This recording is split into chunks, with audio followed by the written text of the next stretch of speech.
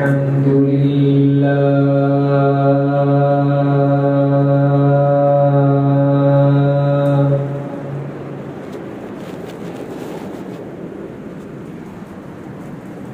Recorder, pause recording button. Double tap to activate. الحمد لله نحمده ونستعينه ونستغفره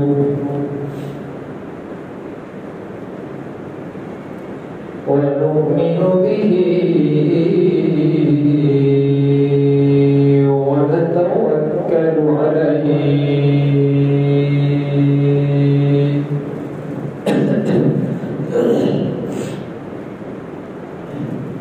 ونعوذ بالله من شرور أنفسنا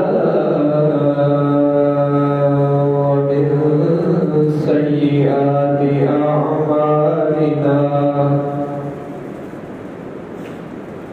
من يهده الله فلا مضل له ومن يضلله فلا هادي له ونشهد أن لا إله إلا الله وحده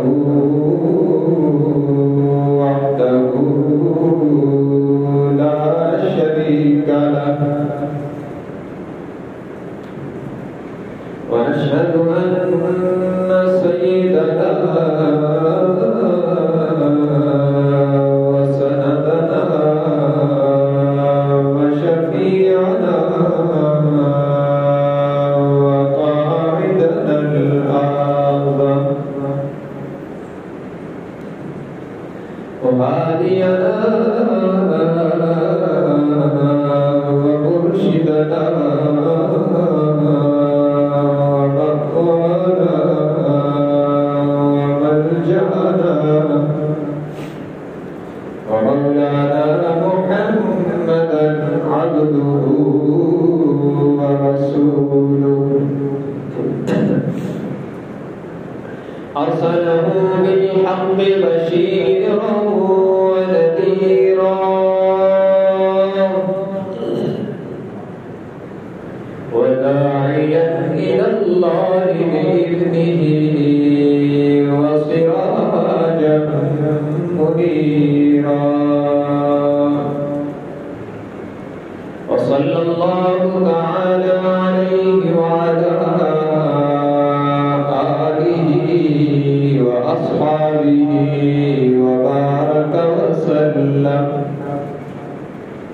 وبارك وسلم تسليما كثيرا كثيرا.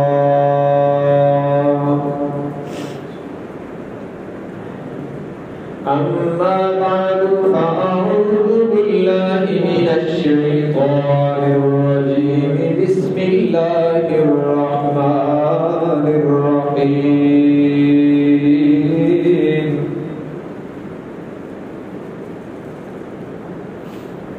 يا أيها النبي إنا أرسلناك شاهدا ومبشرا ونذيرا وداعيا إلى الله بإذنه وسراجا منيرا. وقال النبي صلى الله تبارك وتعالى عليه وسلم لا يؤمن أحدكم حتى يكون هواه طبعا لما جئت به. وقال النبي صلى الله تبارك وتعالى عليه وسلم لا يؤمن أحدكم حتى أكون أحب إليه من والده وولده والناس أجمعين. وقال النبي صلى الله تبارك وتعالى عليه وسلم صدق الله وصدق رسوله النبي الأمي الحاشمي الأمين الكريم ونحن على ذلك لمن الشاهدين والشاكرين والحمد لله رب العالمين إن الله وملائكته يصلون على النبي يا أيها الذين آمنوا صلوا عليه وسلموا تسليما اللهم صل على محمد وعلى آل محمد كما صليت على إبراهيم وعلى آل إبراهيم إنك حميد مجيد اللهم بارك على محمد وعلى آل محمد كما باركت على إبراهيم وعلى آل إبراهيم إنك حميد مجيد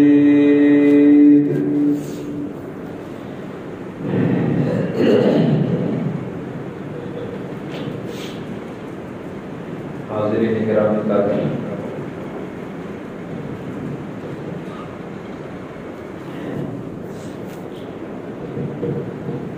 اللہ تبارک و تعالی کے فضل و کرم کے ساتھ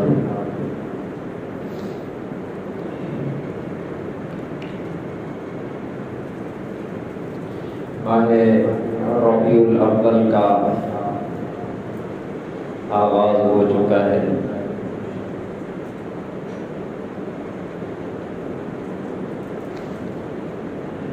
اور ربیع کا معنی ہے بہار اور اس ماہ مقدس میں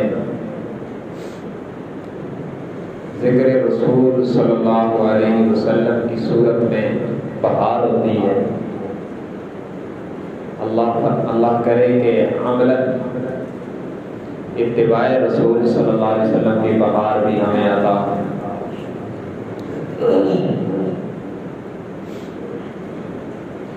عام طور پر ہماری عوام پبلک اتنا جانتی ہے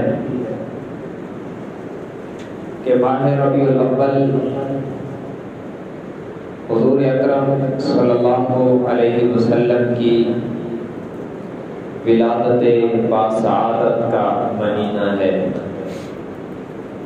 اور اس میں کوئی شک نہیں ہے، لیکن یہ بات یاد رکھیں کہ ربیع الاول کے مقدس مہینے کو جناب نبی مکرم صلی اللہ علیہ وآلہ وسلم کے ساتھ 4 بڑی نسبتیں ہیں اور ہمیں ان 4 نسبتوں کو جاننا چاہیے اور ان کے جو تقاضے ہیں ان کو عمل میں لانے کی محنت کرنی چاہیے۔ ماہ ربیع الاول کو اللہ کے نبی حضرت محمد صلی اللہ علیہ وسلم کے ساتھ صرف ایک نسبت نہیں بلکہ 4 بڑی نسبتیں۔ پہلی نسبت یہ ہے کہ کائنات کی خزاؤں میں جب رب العالمین نے حضرت محمد صلی اللہ علیہ وسلم کی ذات بابرکات کے ذریعے سے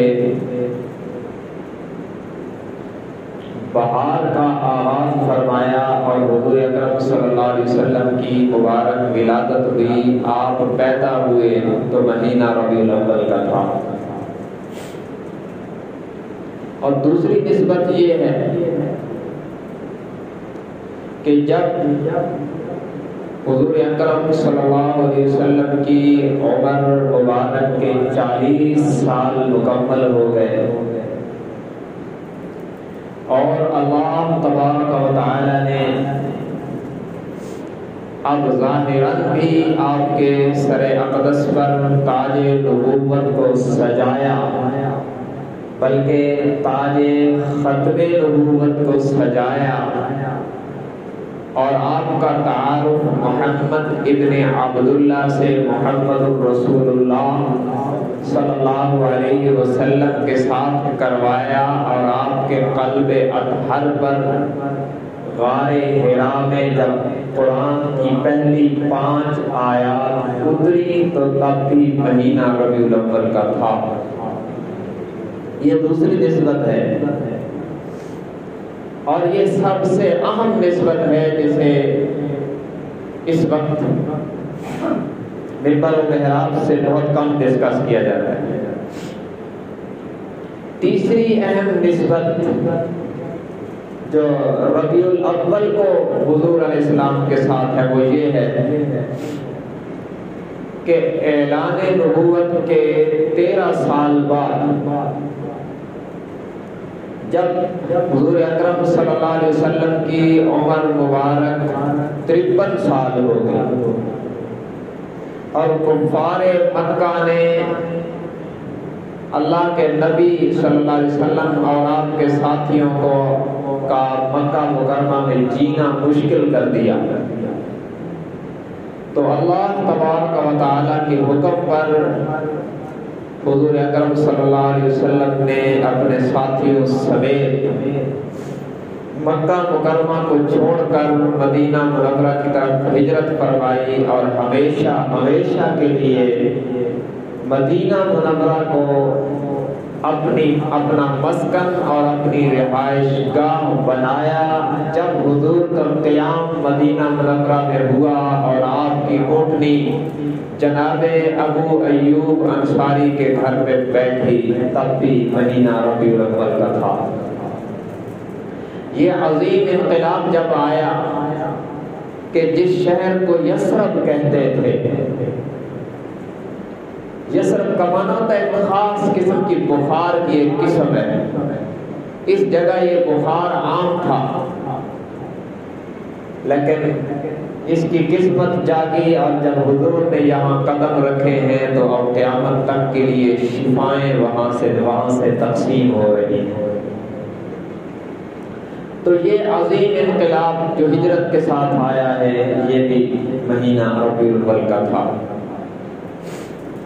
اور چوتھی نسبت جو اس ماہ ربیع الاول کو حضور اکرم صلی اللہ علیہ وسلم کے ساتھ ہے وہ یہ ہے کہ کائنات کا سب سے عظیم سانحہ، جس نے صرف انسانوں کو نہیں جانوروں کو بھی غمگین کر دیا، در و دیوار جس سے مغموم ہو گئے، وہ عظیم سانحہ حضور اکرم صلی اللہ علیہ وسلم کے انتقال پر ملال کا تھا۔ جب آپ صلی اللہ علیہ وسلم نے اس دنیا فانی کو چھوڑ کر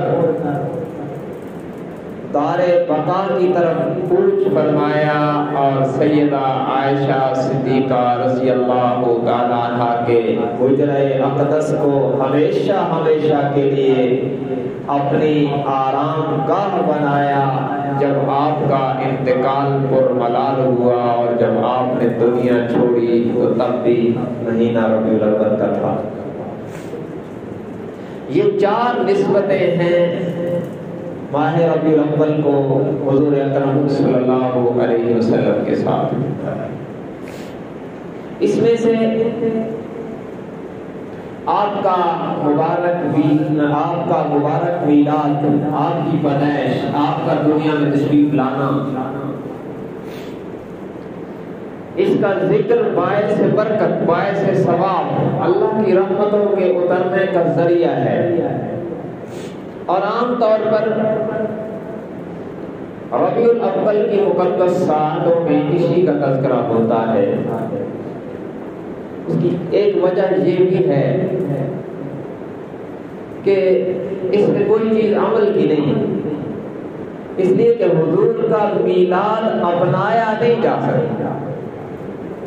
یہ میلاد بے مثال ہے۔ بے مثال کا مطلب یہ ہے کہ جیسے حضور پیدا ہوئے ایسے کوئی اور پیدا نہیں ہو سکتا۔ اسے اپنایا نہیں جا سکتا، بتایا جا سکتا ہے، اور بتانا ثواب کی چیز ہے۔ لیکن چونکہ مزاج یہ ہے کہ خطابت کی جو اعلانیاں ہو، خطابت کی ترک ہو، اور جملوں کے قافیے ملے ہوئے ہوں اور سننے میں مزہ آ جائے تو عوام بھی اس کو واہ واہ کرتی ہے، اور خطیب کے لیے بھی یہی نسخہ کار فرما ہے۔ تو عام طور پر یہی منبر و محراب کی زینت ہے۔ جب بات بعثت کی ہو جاتی ہے اور 40 سال بعد کی ہو جاتی ہے تو وہ ایک عمل کا جہان شروع ہوتا ہے، اور عمل کی دنیا میں جہاں حرام چھوڑنا پڑے، جھوٹ چھوڑنا پڑے، غیبت چھوڑنی پڑے، اور چغلی چھوڑنی پڑے، بدنظری چھوڑنی پڑے، تو یہ کام عوام کے لیے بھی مشکل ہے۔ عوام بھی اس وقت اپنی مرضی چھوڑنے کو تیار نہیں، اور خطیب بھی تیاری کرنے کو تیار نہیں۔ ہم بھی کہتے ہیں کہ بغیر تیاری کے ایسی تقریر کریں کہ لوگ واہ واہ کریں، اور آپ بھی کہتے ہیں کہ بس ایسی تقریر کریں، عجیب و غریب واقعات سنائیں کہ کیا بات ہے، لیکن یہ نہیں کہ یہ جناب تقریر شروع کرتے ہیں یہ بھی حرام ہے، وہ بھی حرام ہے، وہ بھی حرام ہے، تو یہ کام مشکل ہے۔ تو یہ ہماری مجموعی پستی ہے، اس میں میں بھی شامل ہوں، آپ بھی شامل ہیں، کہ اس وقت امت روایات میں کھو چکی ہے، حکایات سے دور ہو چکی ہے، حقیقت سے دور ہے۔ میں یہ نہیں کہہ رہا معاذ اللہ کہ میلاد کا ذکر نہیں ہونا چاہیے، ہونا چاہیے، باعث برکت، باعث رحمت، اللہ کی رحمتوں کا نزول ہوتا ہے۔ ظاہر ہے اللہ کے سب سے پیارے اور کائنات میں سب سے زیادہ جن سے اللہ نے پیار کیا ہے وہ حضرت محمد صلی اللہ علیہ وسلم کی ہستی ہے، اور ان کا ذکر جہاں ہوتا ہے وہاں رب کی رحمتوں کا نزول ہوتا ہے، ہونا چاہیے، لیکن بعثت کا بھی ذکر ہونا چاہیے۔ آپ کو جب نبوت ملی اور جو مشن ملا وہ بھی ہمیں کہنا اور سننا چاہیے اور اس پر عمل کرنا چاہیے، اور جس مقصد کے لیے آپ نے آبائی وطن مکہ مکرمہ کو چھوڑا وہ بھی ہمیں جاننا اور ماننا چاہیے۔ اور پھر اللہ کا وہ قانون جس کا کوئی کافر بھی منکر نہیں ہے، وہ موت کا قانون ہے، اور یہ قانون جب حضور اکرم صلی اللہ علیہ وسلم کی ذات بابرکات پر پورا ہوا تو ہمیں کیا سبق ملتا ہے، ہمیں اس کو بھی تذکرے میں لانا چاہیے۔ تو ساری باتیں انشاءاللہ کریں گے، اللہ نے زندگی توفیق دی۔ میلاد، ولادت، اس کو یہ سمجھے کہ ولادت ربیع الاول میں ہوئی ہے، اور ربیع کا معنی ہے بہار عربی میں، اول کا معنی ہے پہلی بہار، اور یاد رکھنا بہار دو طرح کی ہے، ایک ہے زمین کی بہار، ایک ہے دین کی بہار۔ زمین کی بہار، زمین پر عام طور پہ دو موسم ہوتے ہیں، خزاں کا موسم ہوتا ہے، ایک بہار کا۔ خزاں کے موسم میں درختوں کے پتے جھڑ جاتے ہیں اور ہر طرف ویرانیاں ہوتی ہیں، پھول کو ملا جاتے ہیں، اور جدھر دیکھو ویرانی ویرانی نظر آتی ہے۔ اور جب زمین پر موسم بہار آتا ہے، 15 فروری کی بات ہو، پھر درختوں پر پتے آ جاتے ہیں اور پھولوں کی کلیاں کھلنے لگتی ہیں اور جناب ہر طرف ہریالی نظر آنے لگتی ہے، انسان دیکھتا ہے اس کی طبیعت خوش ہو جاتی ہے. یہ زمین کی بہار ہے اور یہ وابستہ ہے اوپر سے. جب اوپر سے بارش کا پانی برستا ہے تو پھر یہ زمین کی فضا بہار میں بدلتی ہے. ایک ہے دین کی بہار. دین کی بہار یہ ہے، اس کا خلاصہ یہ ہے کہ انسان اپنے پیدا کرنے والے کو پہچان کر اس کی مان کے چلنا شروع کر دے. یہ ہے دین کی بہار. اور دین کی خزاں یہ ہے کہ انسان اپنی مرضی پر اپنی خواہشات کو معبود بنا دے. اور یہ میں اپنی طرف سے نہیں کرا، قرآن میں ہے افرأیت من اتخذ الہہ ہوا.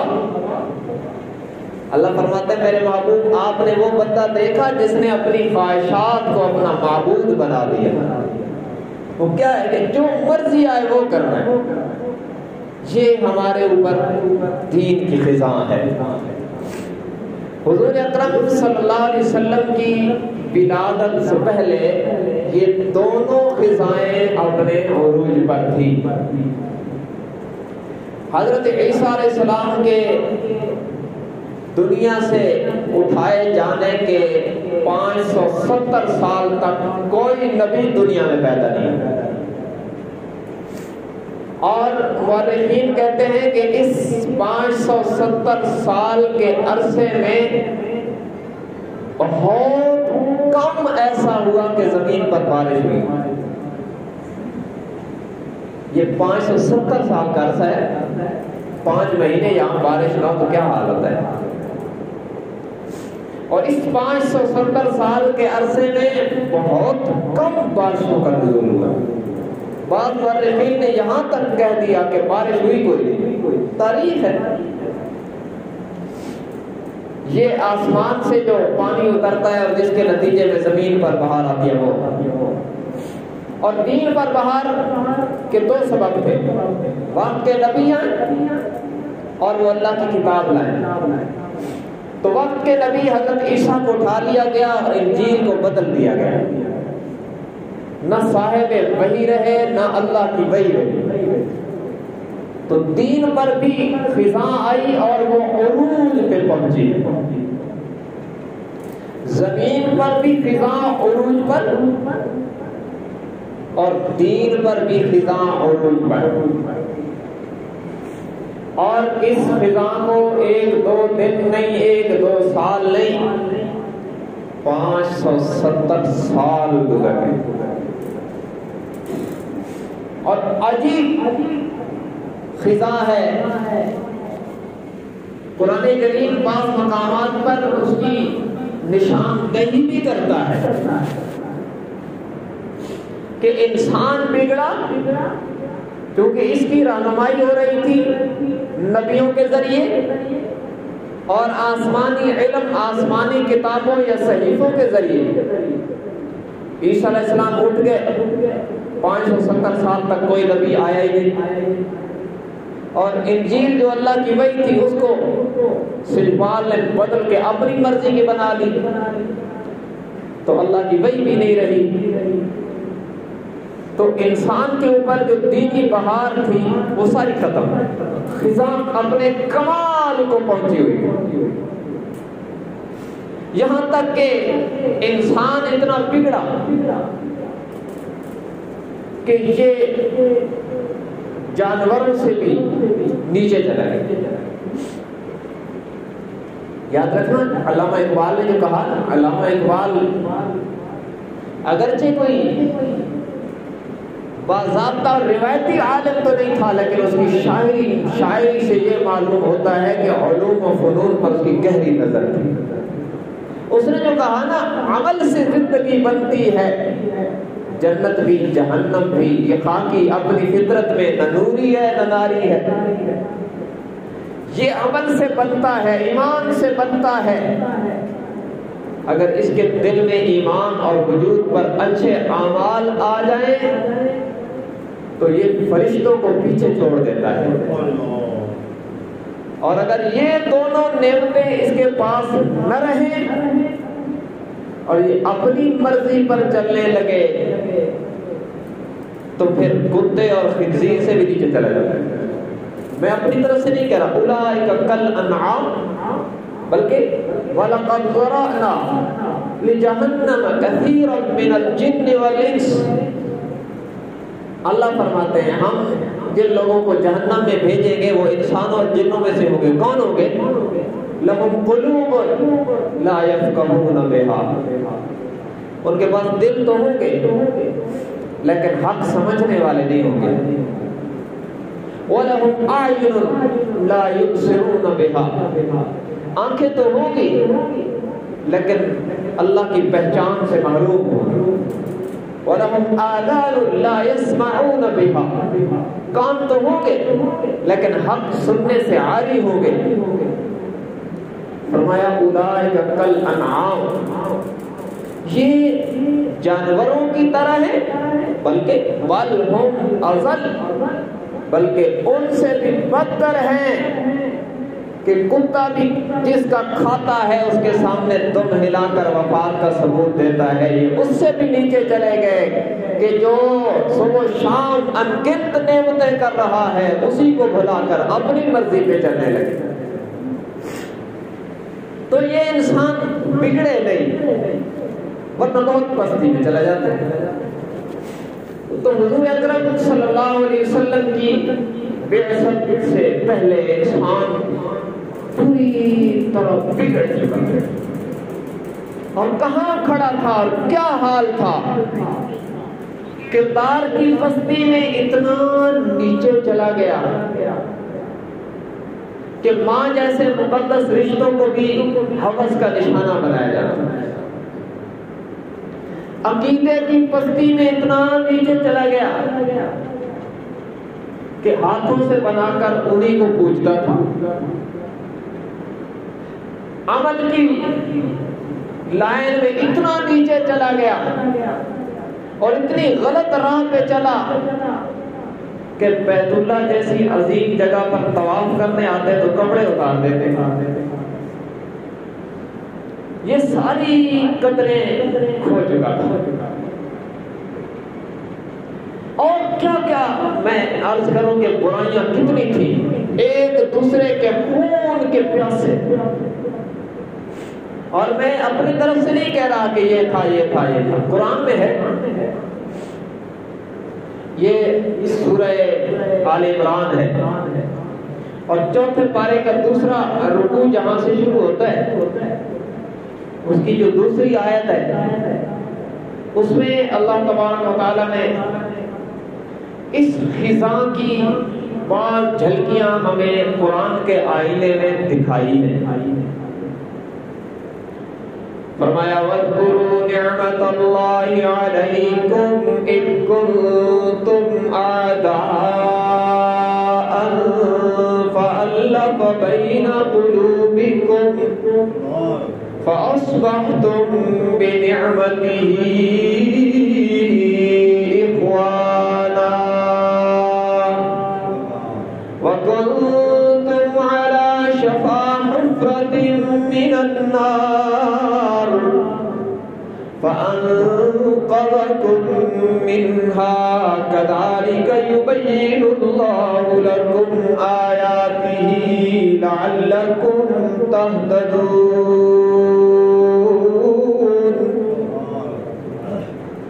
فرمایا تمہیں یاد ہے کہ نہیں وہ وقت، ذرا اپنے دل کی کتابوں کو کھول کے وہ وقت یاد کرو نا جب تم آپس میں دشمن تھے. اِذْ كُنْتُمْ أَعْدَاءً، جب ایک دوسرے کے خون کے پیاسے تھے، دشمنیاں اور عداوتیں تمہارے رگ و ریشہ میں اتری ہوئی تھی. فَأَلَّفَ بَيْنَ قُلُوبِكُمْ، کس نے تمہارے دشمنی سے بھرے ہوئے دلوں سے دشمنی کے جراثیم نکال کر محبت کا بیج کاشت کیا ہے. وَكُنْتُمْ عَلَى شَفَا حُفْرَةٍ مِّنَ النَّارِ. ارے کس نے دشمنوں کو بھائی بھائی بنایا؟ اور وہ وقت تمہیں یاد ہے کہ نہیں جب گمراہی اور ضلالت میں تم اتنے آگے چلے گئے کہ تم نے اپنے آپ کو اپنے گناہوں کی وجہ سے جہنم کے کنارے جا کھڑا کیا. تم یاد کرو نا کہ کس نے تمہیں وہاں سے کھینچا. فَأَنْقَذَكُمْ مِنْهَا. کس کے قدموں کی برکت سے اور کس عالمگیر قانون کی برکت سے اللہ نے تمہیں جہنم کے کنارے سے کھینچ کر اتنا اعلیٰ بنا دیا کہ دنیا ساری دنیا جنت کو تلاش کرتی ہے اور جنت نبی کے غلاموں کو تلاش کرتی ہے. یہ رب العالمین اس دور کا نقشہ خود کھینچتے ہیں. یہ کیا حال تھا؟ عجیب عجیب واقعات ہیں، قصے ہیں. بعض قبائل بچیوں کو زندہ دفن کر دیتے تھے، عرب کے بعض قبائل، اور عورت کو کسی میدان میں کوئی حق نہیں دیتے تھے. وڈیرے مجازی خدا بن کے بیٹھے تھے. یہ ساری نظام کی شکلیں تھیں. لیکن سن 571 عیسوی ربیع الاول کے مہینے میں یکم جیٹھ اور 628 بکرمی ماہ ربیع الاول کی ایک صبح تھی. صبح کا سویرا آ رہا تھا، رات کا اندھیرا جا رہا تھا. 4:20 جب عرب کی گھڑیوں پر ہو رہے تھے، اس وقت سیدہ آمنہ کی گود میں ایک چودھری کا چاند طلوع ہوا، جن کے قدموں کی برکت سے رب نے کہا اب کائنات پر تاریخ فضائیں ختم ہوگی، ان کے قدموں کی برکت سے بہار کا آغاز ہو رہا ہے. یہ یاد رکھنا، یہ بہار کا آغاز ہو رہا ہے. ابھی جوانی اس میں بعد میں آتی ہے. رب العالمین نے اس وقت جب حضور اکرم صلی اللہ علیہ وسلم پیدا ہوئے تو کچھ کام اتفاقاً نہیں، اپنی قدرت کی ترتیب سے کروائے، جو اس بات کا اشارہ تھا کہ یہ جو آئے ہیں ان کے قدموں کی برکت سے کائنات پر جو طویل فضائیں چھائی ہوئی تھی وہ ختم ہونے والی. یہ ربیع الاول کی ایک رات ہے. رات کے پچھلے پہر جناب عبد المطلب کو گھر سے کہا گیا کہ آپ کی بہو کو تکلیف ہے، دائی بلا کے لاؤ. تو اس وقت جو عرب میں مکہ مکرمہ میں گائنی اسپیشلسٹ تھی اس دور کی، وہ 2 خواتین تھیں. ایک کا نام ہے ام ایمن، اور یہ ان کی باندھی بھی تھی جناب عبد المطلب کی، اور ایک کا نام ہے شفا بنت عبداللہ، یہ جناب عبد الرحمن ابن عوف کی والدہ تھی. یہ دونوں ڈیلیوری کیس کرتی تھی. ان کو جناب عبد المطلب نے بلایا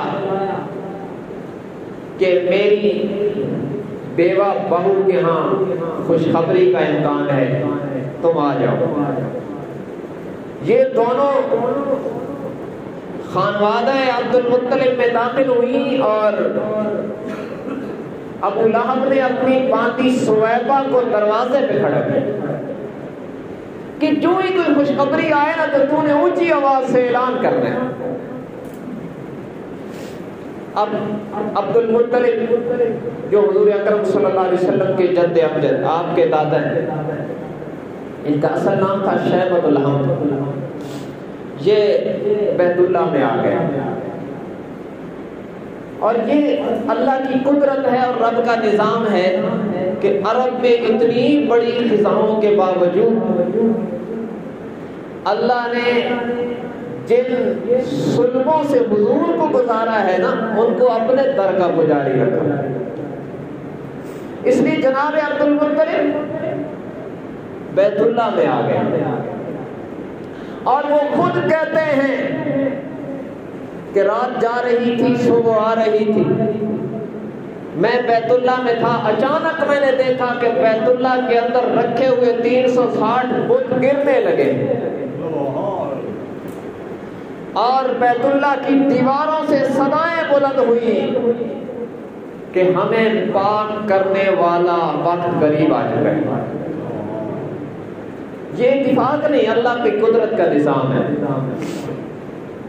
اور ادھر سے جناب عبداللہ کے گھر کے باہر سے ابو لہب کی باندی نے صدا لگائی، اللہ نے عبداللہ کے گھر میں چاند جیسا بیٹا عطا فرمایا، اور یہ دوڑتی ہوئی ابو لہب کے دروازے پر گئی تو اسی خوشی میں اس نے اس کو آزاد بھی کیا، لیکن چونکہ حضور علیہ السلام کا مشن اس شخص نے نہیں اپنایا، اس لیے فنار ہو۔ اس سے معلوم ہوتا ہے کہ صرف خوشی منانا کافی نہیں، سیرت اپنانا ضروری ہے۔ تو یہ عجیب منظر تھا، جناب عبداللہ کی وفات ہو چکی تھی، حضور اکرم صلی اللہ علیہ وسلم دنیا میں اس حال میں آئے کہ آپ یتیم تھے، در یتیم، نہ کوئی اور بہن تھا نہ بھائی تھا، اکیلے یتیم پیدا ہوئے، اور اس میں اللہ کی انگنت حکمتیں ہیں۔ ایک حکمت یہ بھی ہے کہ اللہ یہ چاہتے تھے کہ میرا محبوب جس نے پوری دنیا کو اللہ کے ساتھ جوڑنا ہے، وہ جب دنیا میں آئے تو اپنے والد عبداللہ کو نہیں بلکہ صرف اللہ کو پکارے۔ اس لیے ولادت سے پہلے والد کو اٹھا لیا، یتیمی کے ساتھ آئے ہیں، لیکن عجیب اس میں واقعات ہوئے ہیں۔ ایران کے آتش کدہ میں جو آگ جل رہی تھی، 1000 سال سے اس پر ایک سیکنڈ بھی ایسا نہیں آیا تھا کہ وہ بجھ گئی، اور مجوسی اس کی پوجا کرتے تھے، لیکن ادھر حضور نے آنکھ کھولی ہے مکہ میں، اور ادھر اچانک ہزاروں میل دور ایران میں اللہ نے آگ کو بجھا دی۔ اشارہ تھا کہ پہلے جو آگ کی پوجا ہو رہی تھی، اب وہ آ گئے ہیں جن کے قدموں کی برکت سے آگ کی پوجا نہیں ہوگی، اللہ کی پوجا ہوگی۔ سیدہ آمنہ کہتی ہیں کہ حضور علیہ السلام میری گود میں آئے، اچانک چمک اٹھی اور مجھے شام کے محلات کی دیواریں نظر آئیں، اشارہ تھا کہ اب حکومت شام ختم ہو جائے گی، اب قیامت تک وہ آ گئے ہیں جن کے قدموں کی برکت سے دلائل کی دنیا میں اسلام کی حکومت چلے۔ اور عجیب پس منظر ہے، عجیب منظر ہے، حضور علیہ السلام دنیا میں آئے ہیں، اور رب العالمین خود اس آمد کو بیان کرتے ہیں، فرمایا لقد جاءکم رسول من انفسکم عزیز علیہ ما عنتم حریص علیکم بالمؤمنین رؤوف رحیم۔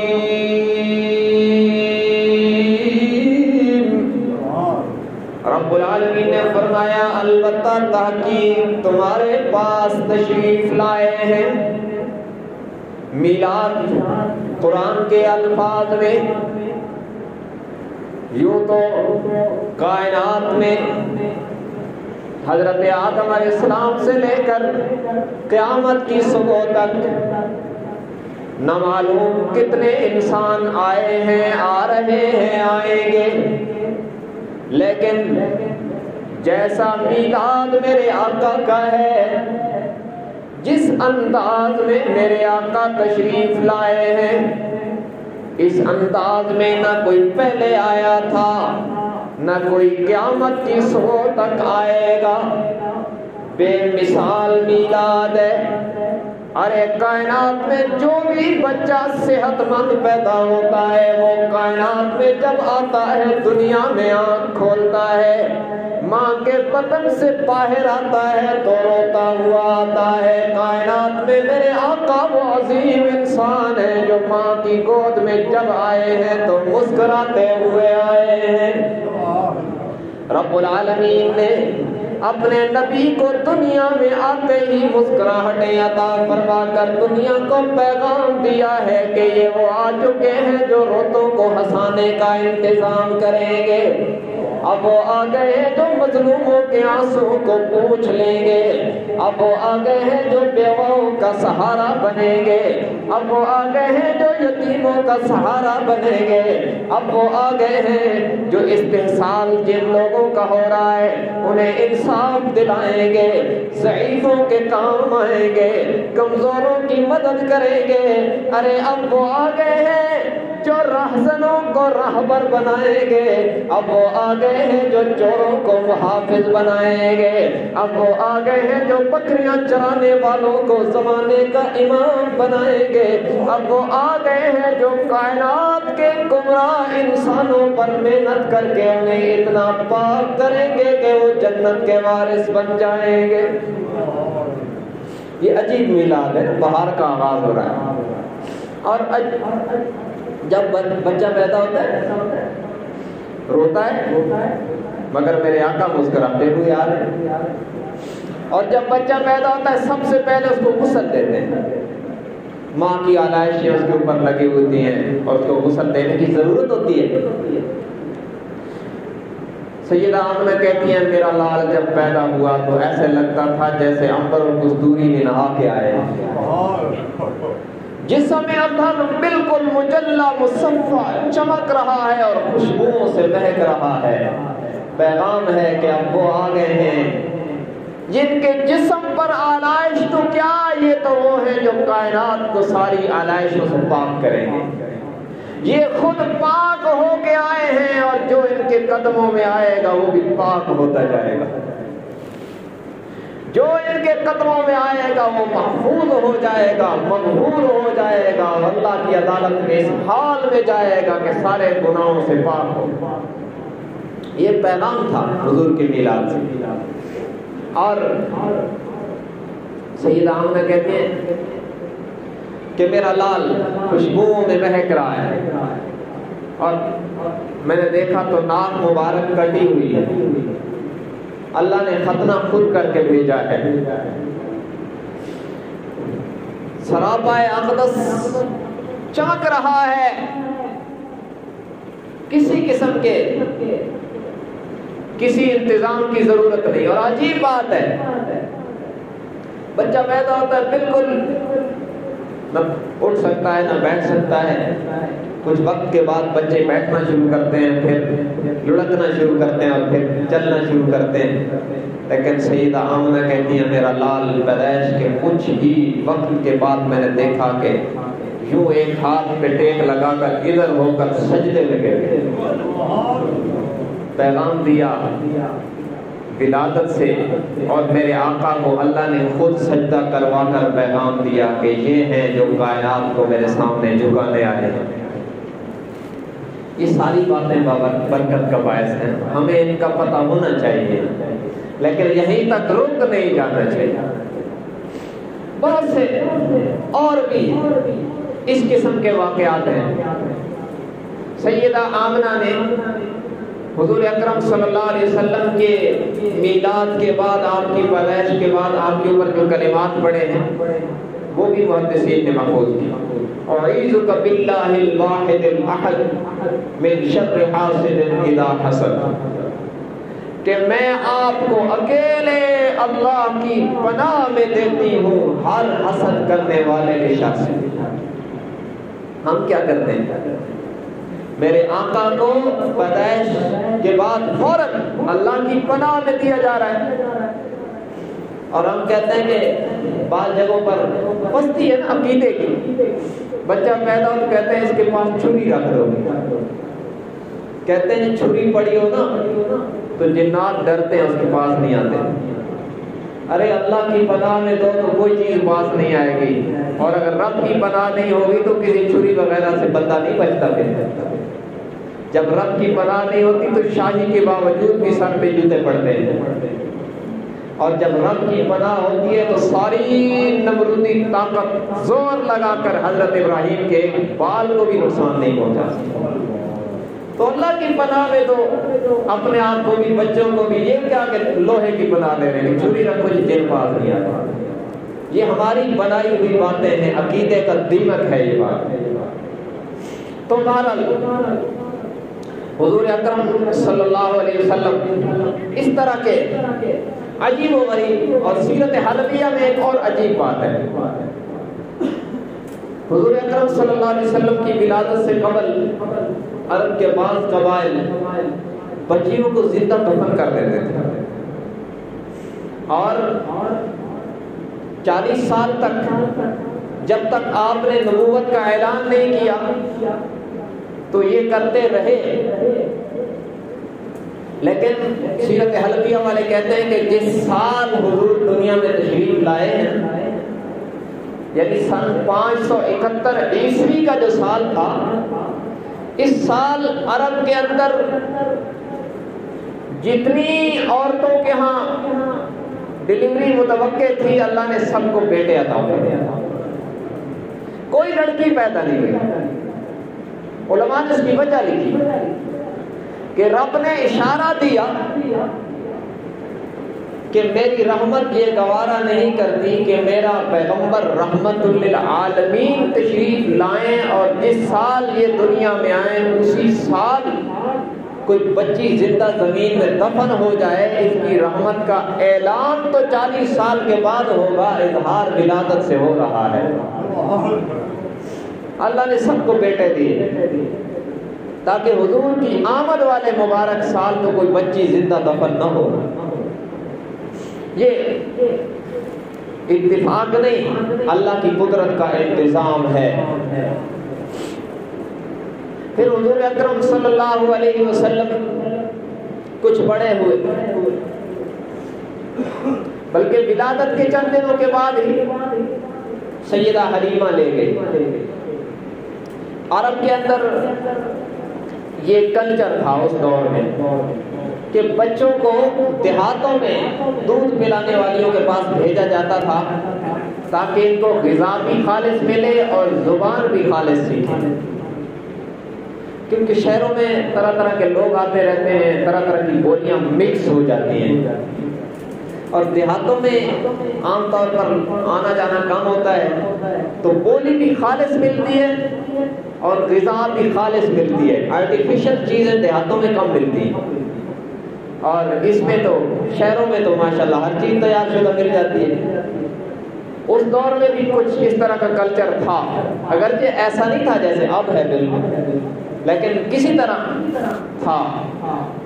تو اس لیے عرب کے اندر یہ رواج تھا کہ بچوں کو دائیوں کے حوالے کر دیا جاتا اور وہ پھر دودھ پلاتی اور اس کی اجرت لیتی۔ حضور اکرم صلی اللہ علیہ وسلم کی ولادت ہوئی، خبر چلی، اور بھی بچے مکہ مکرمہ میں پیدا ہوئے، طائف سے مختلف دائیاں آئیں مکہ مکرمہ میں، لیکن اللہ کی شان کہ جناب عبداللہ کے گھر سیدہ آمنہ کے پاس کوئی نہیں ہے۔ یہ تھا کہ بھئی یتیم بچہ ہے، اس کا معاوضہ کون دے گا؟ تو سیدہ حلیمہ ان کی اونٹنی کمزور تھی، اس لیے یہ سب سے پیچھے آئی، اور پہلے جو دائیاں آئیں ان کا سواریوں پر وہ امیر لوگوں کے بچے لے گئی۔ تو ان کو کسی نے بتایا یہ سیدہ آمنہ کے دروازے پر آئی۔ دائیاں دوسری یہ سمجھ رہی تھی کہ یہ یتیم بچہ ہے، اس کو دودھ پلانے سے کیا ملے گا، تقدیر مسکرا رہی تھی کہ جسے یہ بچہ ملے گا اسے سب کچھ مل جائے گا۔ سیدہ حلیمہ حاضر ہوئی اور سیدہ آمنہ نے گفتگو کے بعد حضرت محمد صلی اللہ علیہ وسلم کو ان کے حوالے کی۔ اونٹنی پر جب بیٹھی تو یہ حضور کو لے کر آگے بیٹھی اور ان کے شوہر پیچھے، یہ حضور کو لے کر پیچھے بیٹھی پہلے اور ان کے شوہر آگے بیٹھے، تو وہ اونٹنی چلی نہیں۔ بڑی کوشش کی، اونٹنی چلتی نہیں۔ پھر انہیں خیال آیا کہ ذرا سواری بدلیں۔ جب وہ آگے بیٹھی اور شوہر کو پیچھے بٹھایا تو اونٹنی چل پڑی۔ گویا اللہ نے بتایا کہ اب وہ آ گئے جن سے آگے کوئی نہیں ہوگا۔ اور جو اونٹنی کمزور تھی نا، پہلے اتنی مشکل سے چل کے آئی تھی، وہ اب تیز رفتار بن گئی۔ جس اونٹنی پر حضور کو لے کر سیدہ حلیمہ سوار ہوئی ہے، وہ اتنی تیز رفتار بنی کہ ساری دائیوں کی سواریاں کراس کر گئی، اور وہ آوازیں دے حلیمہ سواری بدل دی ہے۔ حلیمہ سعدیہ نے مسکرا کے کہا سواری نہیں بدلی، سوار بدل گیا ہے۔ سواری ہوئی ہے، سوار بدل گیا۔ ارے جس اونٹنی پر بچپن میں میرے آقا سوار ہوئے وہ ساری سواریوں کو کراس کر گئی، اور اعلان نبوت کے بعد جس ابو بکر کے کندھوں پر میرے نبی سوار ہوئے وہ سارے صحابہ کو کراس کر گئی۔ قسمت اپنی اپنی ہے، لیکن یہ اعزاز ہے۔ میرے آقا کے قدم اونٹنے پہ آ گئے تو ساری اونٹنیاں کراس ہو گئی، سب سے پہلے وہ گئی، اور میرے آقا کے قدم ابو بکر کے کندھوں پر آ گئے تو سارے صحابہ کو کراس کر کے حضور کے بعد امامت کا صحرا سب سے پہلے ابو بکر کے سر ہے۔ تو یہ بچپن کے حالات ہیں۔ سیدہ حلیمہ گھر لے گئی اور ان کی لاغر بکریوں کے تھنوں میں دودھ آ گیا، ان کے گھروں میں بہاریں آ گئیں۔ بہت سے واقعات ہیں، یہ ولادت کا کچھ تذکرہ میں نے آپ کے سامنے کیا ہے برکت کے حصول کے لیے۔ اس سے محبت پیدا ہوتی ہے۔ اللہ تبارک و تعالی ہمیں اپنے نبی سے محبت نصیب فرمائے۔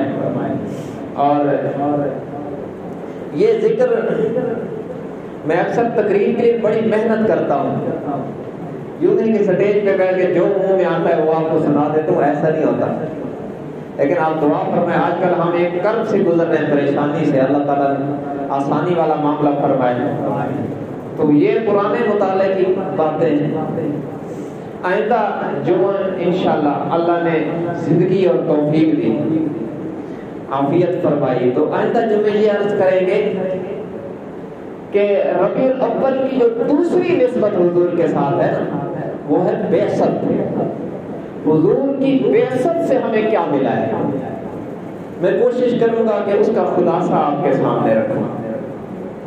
مشن رسول پر گزشتہ سال کوئی 8 10 11 جمعے میں نے پڑھائے ہیں تفصیل کے ساتھ، اس سال سے نہیں دہرایا جائے گا، لیکن میں کوشش کروں گا کہ ایک جمعے میں یا 2 جمعوں میں زیادہ سے زیادہ میں حضور صلی اللہ علیہ وسلم کی بعثت، آپ کی بعثت کا مقصد آپ کے سامنے رکھوں، اور میں اور آپ اس سے سبق لے کر اپنی زندگی کا رخ ٹھیک کر سکیں۔ اللہ تبارک و تعالی ہم سب کو دین حق کی صحیح سمجھ اور اس پر عمل کی توفیق عطا فرمائے۔ وآخر دعوانا الحمد للہ رب العالمین۔